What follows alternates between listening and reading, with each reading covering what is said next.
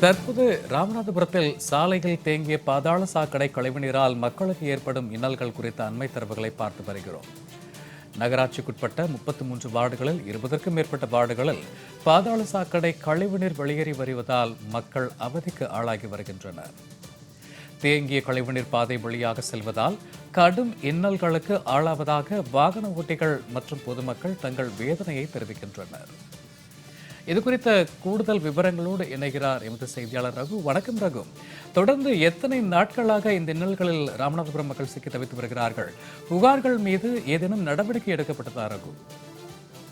கண்டிப்பாக சூர்யா. ராமநாதபுரம் நகரத்தின் பிரதான பகுதியான இளங்கோவடிகள் தெருவில் முக்கியமான பகுதியில் பாதாள சாக்கடை கழிவுநீர் வெள்ளம் போல தேங்கி நிற்கிறது. அந்த பகுதியை தாண்டித்தான் ஏராளமான வாகனங்கள் தினந்தோறும் செல்லக்கூடிய ஒரு சூழல் நிலவி வருகிறது. ஆனால் அந்த பகுதியில் தேங்கியுள்ள கழிவுநீரை, பாதாள சாக்கடை கழிவுநீரை அகற்றவும் மீண்டும் கழிவுநீர் சேராமல் தடுக்கவும் நகராட்சி நிர்வாகம் எந்தவித நடவடிக்கையும் எடுக்கவில்லை. இதனால் அந்த பகுதி குடியிருக்கும் பொதுமக்கள் கடும் சிரமத்திற்கு ஆளாகி வருகின்றனர். ராமநாதபுரம் நகராட்சிக்குட்பட்ட 33 வார்டுகளில் 20க்கும் மேற்பட்ட வார்டு பகுதிகளில் பாதாள சாக்கடை கழிவுநீர் பாதாள சாக்கடையிலிருந்து வெளியேறி வீதிகளில் வெள்ளம் போல பெருக்கெடுத்து ஓடுகிறது. குறிப்பாக ராமநாதபுரம் நகரின் மையப்பகுதியான இளங்கோவடிகள் தெருவில் பாதாள சாக்கடை கழிவுநீர் வெளியேறி முழங்கால் அளவு சாலையின் தெருப்பகுதியில் தேங்கி நிற்கிறது. இதனால் அந்த பகுதியில் செல்லக்கூடிய பொதுமக்களும் பாதசாரிகளும் வாகன ஓட்டிகளும் கடும் சிரமத்திற்கு ஆளாகியுள்ளனர்.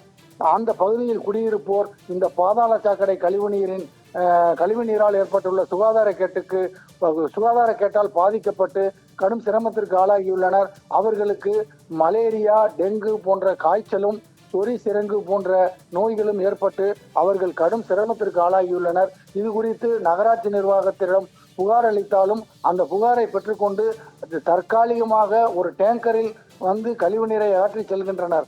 அது மட்டும்தான் அவர்கள் செய்கிறார்கள். நிரந்தரமாக அந்த பகுதியில் கழிவுநீர், பாதாள சாக்கடை கழிவுநீர் தேங்காமல் இருப்பதற்கு எந்தவித நடவடிக்கையும் எடுக்கவில்லை.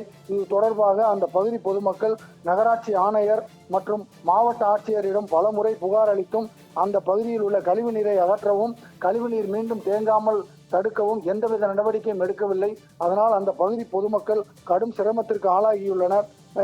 அந்த கழிவுநீரை போக்குவதற்கு தொடர்ந்து நடவடிக்கை எடுக்க நகராட்சி நிர்வாகம் முன்வர வேண்டும் என அந்த பகுதி பொதுமக்கள் கேட்டுக்கொண்டுள்ளனர். சூர்யா,